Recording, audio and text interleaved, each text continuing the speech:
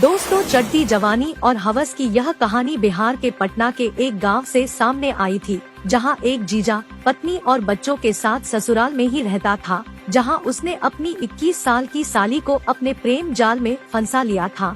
अब वह मौका मिलने पर पत्नी के साथ साथ अपनी साली के साथ भी शारीरिक संबंध बनाया करता था। लेकिन एक दिन जब उसकी पत्नी ने अपने पति को छोटी बहन के साथ करते हुए पकड़ लिया, फिर जो हुआ आप खुद ही देख लो।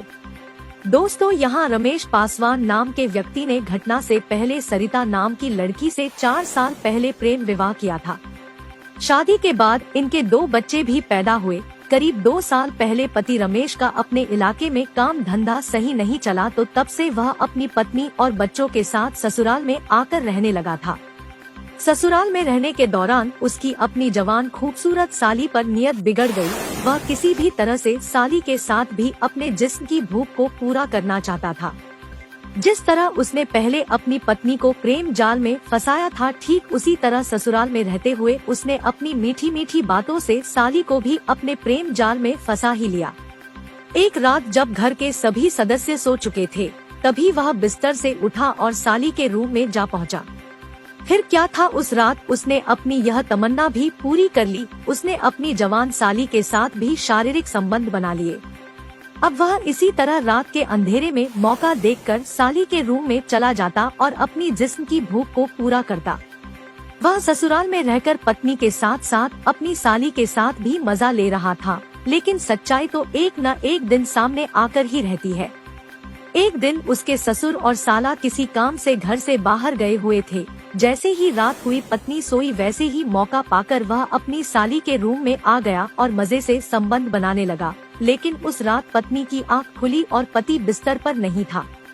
पत्नी ने देखना शुरू किया तो पति छोटी बहन के साथ रूम में आपत्तिजनक हालत में था। पति को अपनी छोटी बहन के साथ लिपटे देख उसके पैरों तले जमीन खिसक गई। वह चीखने चिल्लाने लगी। छोटी बहन और पति ने उसे समझाने की कोशिश की, लेकिन वह नहीं मानी।